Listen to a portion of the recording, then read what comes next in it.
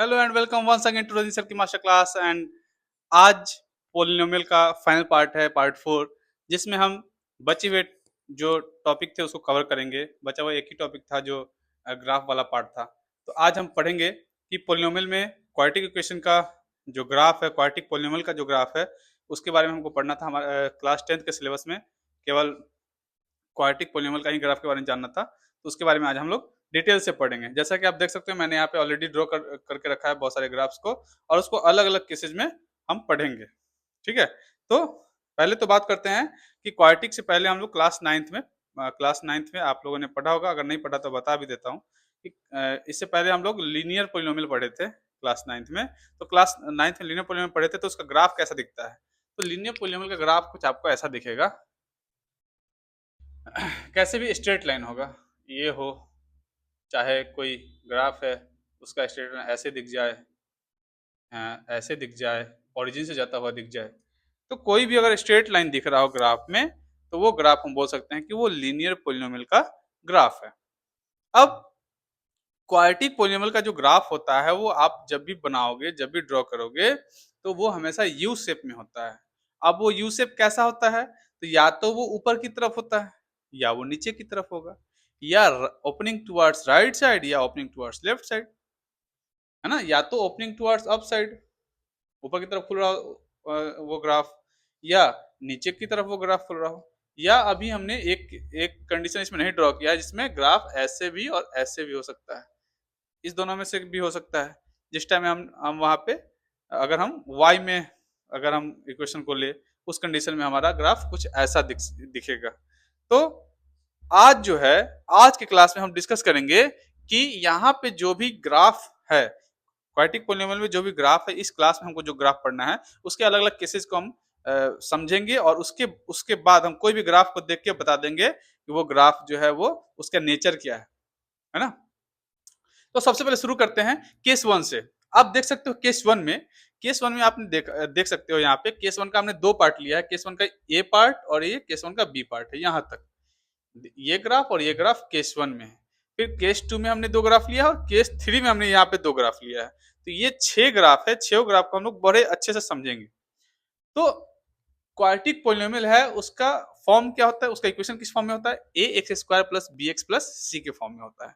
Quadratic polynomial है तो वो किस फॉर्म में होगा, a x square plus b x plus c के फॉर्म में होगा। ठीक है, अब अगर क्वाड्रेटिक पोलिनोमियल का एक्स स्क्वायर है और एक्स स्क्वायर का कोफिशिएंट अगर पॉजिटिव है, अगर एक्स स्क्वायर का कोफिशिएंट पॉजिटिव है तो वो ग्राफ ऊपर की तरफ ओपन होगा। अगर ए पॉजिटिव होगा तो ग्राफ ऊपर की तरफ ओपन होगा। कहीं भी अगर क्वाड्रेटिक पोलिनोमियल है और उसका ये एक्स स्क्वायर का कोफिशिएंट पॉजिटिव है, कोई भी ग्राफ में क्वाड्रेटिक इक्वेशन के कोई भी ग्राफ में अगर ग्राफ बोले या कोई भी पोलिनोमियल है उसका अगर एक्स स्क्वायर का कोफिशिएंट पॉजिटिव है, तो वो ग्राफ ऊपर की तरफ ओपन होगा। जैसे यहाँ पे देख सकते हो, यहाँ पे देख सकते हो, और यहाँ पे देख सकते हो। इस तीनों ग्राफ में आप देख के ही बता सकते हो कि इस क्वाड्रेटिक पोलिनोमियल का जो एक्स स्क्वायर का कोफिशिएंट होगा, एक्स स्क्वायर का जो कोफिशिएंट होगा जो कि यहाँ पे ए है, वो क्या होने वाला है, पॉजिटिव होने वाला है। और अगर ए नेगेटिव हुआ, अगर ए नेगेटिव हुआ, उस कंडीशन में ग्राफ नीचे की तरफ ओपन होगा, यहाँ पे, यहाँ पे और यहाँ पे। ये ग्राफ, ये तीनों ग्राफ में ग्राफ नीचे की तरफ ओपन हो रहा है, तो हम बोल सकते हैं कि ग्राफ क्वाड्रेटिक पोलिनोमियल का जो ग्राफ है उसका एक्स स्क्वायर का कोफिशिएंट क्या है, नेगेटिव है। आगे बढ़ते हैं। अब आप देखो, हमने केस 1 का बात किया, तो केस 1 में देखो ग्राफ या तो ऊपर खुला है या नीचे खुला है, और आप देख लो कि एक्स एक्सिस को दो पॉइंट पे टच कर रहा है, ए पे और ए डैश पे। यहां भी हम बोल देते हैं ए पे या ए डैश पे। एक्स एक्सिस को दो पॉइंट पे टच किया है, तो एक्स एक्सिस को दो पॉइंट पे टच किया है, तो हम बोल सकते हैं कि इस ग्राफ का जो रूट्स होगा वो रियल होगा एंड डिस्टिंक्ट होगा। मतलब ग्राफ का, ये तो क्वाड्रेटिक पोलिनोमियल है, तो इसके जो जीरोज है वो दो तो होंगे ही, बिल्कुल होंगे। अब इसके ग्राफ रियल होंगे क्योंकि ये एक्स एक्सिस को टच कर रहा है, तो इसके रूट्स क्या होंगे, रियल रूट्स होंगे एंड डिस्टिंक्ट होंगे। डिस्टिंक्ट का मतलब दोनों रूट जो होगा उसका वैल्यू अलग अलग होगा। दोनों दोनों जो इसका रूट होगा, जो दो अलग अलग रूट आएगा उसका, दोनों का वैल्यू क्या होगा, अलग अलग होगा। एक इधर यहाँ दिख रहा है और एक मतलब पॉजिटिव एक्सेस की तरफ, और इधर एक इधर नेगेटिव एक्सेस की तरफ दिख रहा है। वैसे यहाँ पे भी दिख रहा है। जरूरत नहीं है कि हमेशा ये पॉजिटिव, एक पॉजिटिव वो हो और एक नेगेटिव में हो, जरूरी ऐसा नहीं है। ये इधर भी दोनों हो सकता है, इधर भी दोनों हो सकता है ना, या इधर भी दोनों हो सकता है और इधर भी दोनों हो सकता है। लेकिन हम यहाँ से ये कंक्लूजन ले सकते हैं कि इस ग्राफ का रूट जो होगा वो रियल होगा और डिस्टिंक्ट होगा। रियल और डिस्टिंक्ट मतलब कि ग्राफ अगर एक्स एक्सिस को टच कर रहा है तो ग्राफ का रूट रियल होगा, मतलब रियल कोई भी रियल नंबर में आएगा वो, और उसका जो वैल्यू होगा वो अलग अलग होगा। अब आते हैं केस 2 में।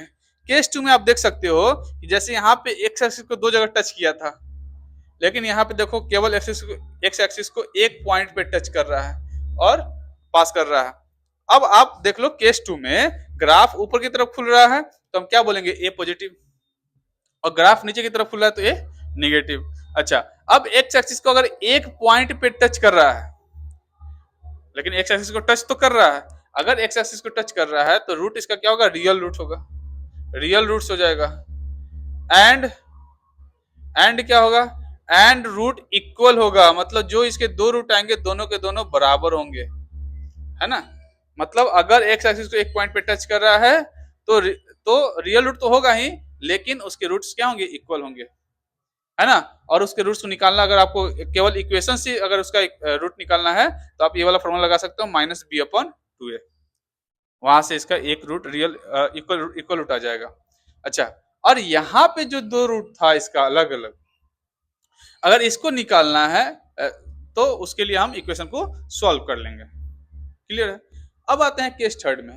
केस थर्ड में आप देखो कि यहाँ पे भी ग्राफ ऊपर की तरफ खुला है और नीचे की तरफ खुला है। अगर ऊपर की तरफ ग्राफ खुला है इसका मतलब ए पॉजिटिव, और अगर नीचे की तरफ खुला है तो ग्राफ का ए नेगेटिव हो जाएगा।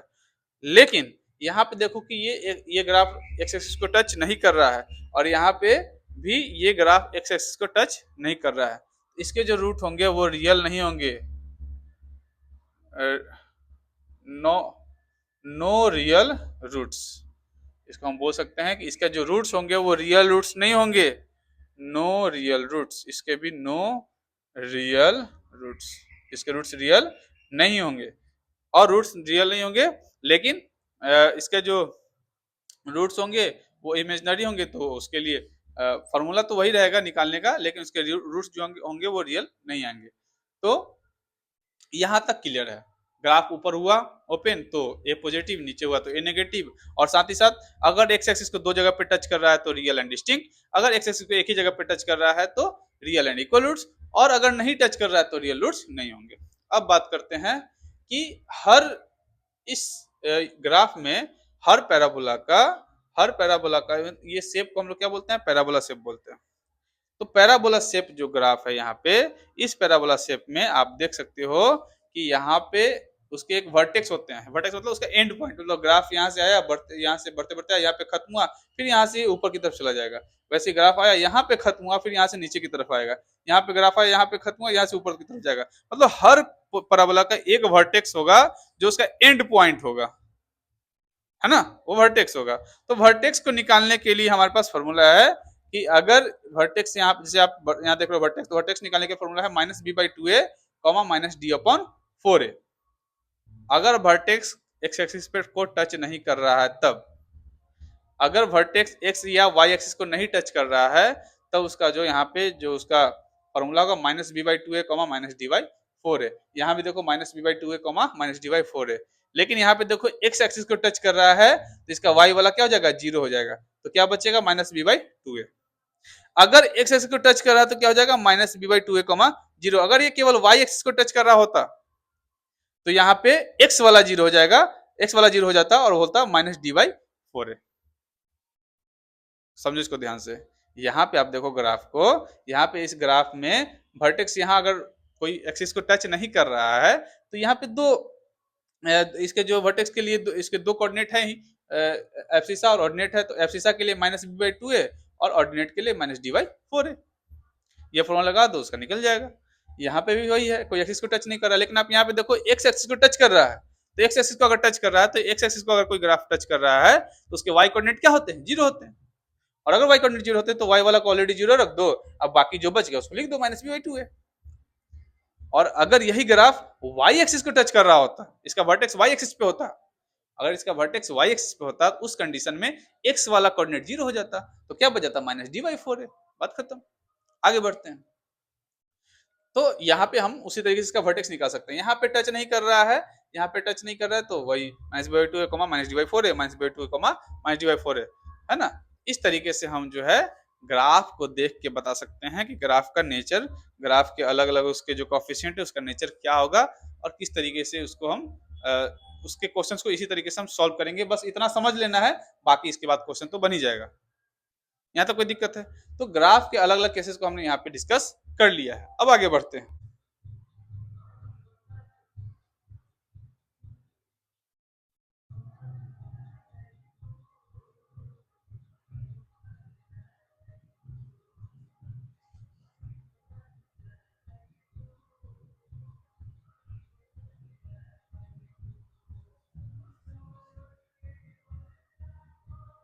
है कि in the following graphs identify the sign of a b and c. जो भी ग्राफ दिख रहा है उसमें ए बी और सी का साइन बताना, कौन से ए बी सी का भाई। तो यहाँ जो ग्राफ का इक्वेशन है y equal to a x square plus b x plus c, ये ग्राफ का इक्वेशन है, इसमें ए बी और सी का साइन बताना है। उसी तरीके से यहाँ पे भी ए बी और सी, वैसे ही इसका भी, ये किसका ग्राफ है, a x square plus b x plus c का। कैसे पहचान लिए कि ये क्वाड्रेटिक इक्वेशन ग्राफ है? अगर ग्राफ पैराबोला हो, ग्राफ का शेप पैराबोला, पैराबोला शेप क्या होता है, पैराबोला शेप ये होता है कि इसको हम पैराबोला शेप बोलते हैं, ये ये और ये ऐसे शेप के जो भी ग्राफ होते हैं उसको हम पैराबोला शेप का बोलते हैं। और वैसे ग्राफ जो होते हैं उसके इक्वेशन होते हैं क्वाड्रेटिक इक्वेशन होते हैं, या क्वाड्रेटिक पॉलिनोमियल का वो ग्राफ होता है। ये सारे ग्राफ क्वाड्रेटिक पॉलिनोमियल के हैं, और आप ग्राफ को देख के बता सकते हो कि क्वाड्रेटिक पॉलिनोमियल का, क्योंकि शेप दिख रहा है ना। लीनियर पॉलिनोमियल होगा तो उसका स्ट्रेट लाइन होता है, क्यूबिक होता है तो उसका कर्व होता है, एक फैन के रूप में होता है उसका ग्राफ। तो आप यहाँ पे क्वेश्चन अभी हम लोग करेंगे कि in the following graphs identify the sign of a b and c. अलग अलग साइन, अलग अलग जो कोएफिशिएंट दिए हैं, कांस्टेंट टर्म दिए, उसके साइन के बारे में हमको पता लगाना है। ग्राफ को देख के पता लगाते हैं। अगर ग्राफ नीचे की तरफ खुला है तो आप बता दो कौन सा साइन होगा। ग्राफ नीचे की तरफ खुला है तो ए नेगेटिव होगा। फिर पूछ रहा है बी का साइन। अब बी का साइन के लिए हम बी पे आते हैं। बी यहाँ पे दिख रहा है हमको, तो बी जो है -b/2 है, ये फर्स्ट क्वाड्रांट में है। अब आपको पता होना चाहिए कि फर्स्ट क्वाड्रांट में कौन से एक्सिस पॉजिटिव होता है, कौन सा एक्सिस नेगेटिव होता है। फर्स्ट क्वाड्रांट में यहाँ पे आप देख लो, ये ओरिजिन है, यहाँ से इधर की तरफ पॉजिटिव और ऊपर भी पॉजिटिव होता है। तो फर्स्ट क्वाड्रांट तो यही हिस्सा है ना, ये वाला हिस्सा फर्स्ट क्वाड्रांट है। इसमें क्या होगा, एक्स भी पॉजिटिव होता है, वाई भी पॉजिटिव होता है। सेकेंड क्वाड्रांट में आता है, सेकेंड क्वाड्रांट में एक्स निगेटिव होता है और वाई पॉजिटिव होता है। थर्ड क्वाड्रांट का बात करते हैं तो इसमें एक्स निगेटिव होता है और वाई भी नेगेटिव होता है। और फोर्थ क्वाड्रेंट का बात करते हैं तो इसमें एक्स पॉजिटिव होता है और वाई नेगेटिव होता है। जैसे कि आप देख रहे हो कि ये अलग अलग क्वाड्रेंट में अलग अलग एक्सिस का साइन होता है। तो फर्स्ट क्वाड्रेंट में -b/2 है, इसका साइन क्या होगा, इसका साइन यहाँ पे पॉजिटिव दिख रहा है तो ग्रेटर देन 0 होगा। अब हमको पता है पहले से कि a लेस देन 0 है। अब a लेस देन 0 है तो यहाँ पे ये पूरा टर्म क्या होगा, लेस देन 0 होगा। और अगर पूरा टर्म लेस देन 0 है तो यहाँ पे ये इनइक्वलिटी का साइन है, लेस देन ग्रेटर देन का साइन है। अगर हम 2a को उधर ले जाके 0 कर देंगे तो 0 तो हो जाएगा, लेकिन यहाँ पे माइनस साइन जो था वो इसके इनइक्वलिटी को चेंज कर देगा। मतलब यहाँ पे क्या हो जाएगा, -b लेस देन 0 हो जाएगा। क्यों? क्योंकि 2a जो था उसके साथ एक माइनस भी था, और जब माइनस अगर अपना पोजीशन चेंज करेगा, मतलब उधर जाके मल्टीप्लाई होगा, इस कंडीशन में इनइक्वलिटी में हमेशा याद रखिएगा कि जब माइनस जाके किसी टर्म से मल्टीप्लाई होगा, 0 से मल्टीप्लाई होगा, तो इनइक्वलिटी का साइन क्या हो जाएगा, चेंज हो जाएगा। अगेन आप देख लो -b यहाँ पे दिख रहा है आपको, और फिर से अगर माइनस को उधर लेके जाएंगे तो b ग्रेटर देन 0 हो जाएगा। तो ये यहाँ पे b का साइन आ गया, हमको b का हमको साइन मिल गया। अब हमको पता करना है c का साइन। तो c के साइन के लिए हम यहाँ पे देख रहे हैं कि यहाँ पे 0, y ये है। इसमें x एक्सिस का जो x एक्सिस पे 0, इस इक्वेशन को ये 0 सेटिस्फाई करना चाहिए, है ना। तो यहाँ पे क्या हो जाएगा, y equal to a into 0 का square plus b into 0 plus c, मतलब y इक्वल टू क्या आ जाएगा, c आ जाएगा। तो y का ग्राफ y इक्वल टू क्या आ गया, c आ गया। और यहाँ पे आप देख लो कि ये 0 से यहाँ पे ये y जो है वो कौन से डायरेक्शन में है, तो y के पॉजिटिव डायरेक्शन में है। मतलब c क्या हो जाएगा, c भी क्या होने वाला है, ग्रेटर देन 0 होने वाला है। ए का डायरेक्शन मिल गया, बी का डायरेक्शन मिल गया और सी का डायरेक्शन मिल गया। उसी तरीके से आप यहाँ पे देखते हैं, हम यहाँ पे आप देख लो कि ग्राफ ऊपर की तरफ खुला है तो ए क्या हो जाएगा, ग्रेटर देन 0, ठीक है। और यहाँ पे आप देख लो माइनस बी बाई टू ए यहाँ से किस डायरेक्शन में है, एक्स के पॉजिटिव डायरेक्शन में है, मतलब minus b by two a greater than 0 और ये पॉजिटिव है, तो माइनस, अगर अब ये पॉजिटिव वाला टर्म अगर उधर जाके मल्टीप्लाई होगा तो साइन चेंज नहीं होगा, माइनस बी ग्रेटर देन 0। लेकिन अब माइनस अब उधर जाएगा तो बी क्या हो जाएगा, लेस देन 0। यहाँ से आपको बी का साइन मिल गया, लेस देन 0। अब सी के लिए यहाँ पे ये क्या है, 0, y है, फिर से इसको सेटिस्फाई करेगा, y इक्वल टू क्या आ जाएगा, सी आ जाएगा। और सी यहाँ पे देख लो कौन से डायरेक्शन में है, पॉजिटिव डायरेक्शन में है, तो सी क्या हो जाएगा, ग्रेटर देन 0 हो जाएगा।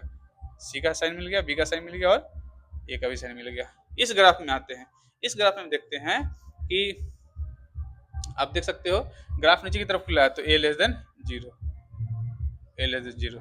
अब बात करते हैं बी का, तो माइनस बी बाई टू है, आप देख लो यहाँ पे कि एक्स एक्सिस के नेगेटिव डायरेक्शन में है तो यहाँ पे लेस देन 0 हो जाएगा।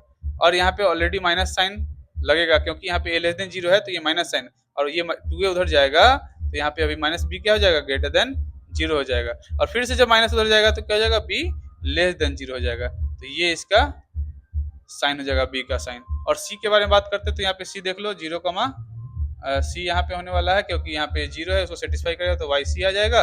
और सी कौन से डायरेक्शन में है, तो निगेटिव डायरेक्शन में है, तो क्या हो जाएगा, सी लेस देन 0 हो जाएगा। तो आज के क्लास में हमने y के बारे में, ग्राफ के बारे में हमने देखा, ग्राफ के बारे में डिटेल्स में पढ़ा। याद रखिएगा क्वाड्रेटिक पॉलिनोमियल है, उसके जो ग्राफ होंगे वो कैसे होंगे, पैराबोला शेप में होंगे, ठीक है। अगर लीनियर पॉलिनोमियल है तो उसके ग्राफ कैसे होंगे, स्ट्रेट लाइन के शेप में होंगे। तो इस तरीके से हमने देखा कि लीनियर और क्वाड्रेटिक का ग्राफ कैसे होने वाला है। और अगर क्यूबिक होगा तो वो ग्राफ को 3 जगह पे टच करेगा, कुछ इस तरीके से वो मतलब ग्राफ का शेप जो है वो हम लीनियर भी नहीं बोलते हैं और ये पैराबोलिक भी नहीं होता है, वो ग्राफ जो है एक पंखे के शेप में ऐसे बोल सकते हैं कि एक सांप वाले शेप में होता है। तो वो आप जब हम लोग ग्राफ का एक डिटेल वीडियो बनाएंगे ना तो उसमें हम सारे अलग अलग फंक्शंस के ग्राफ पढ़ेंगे।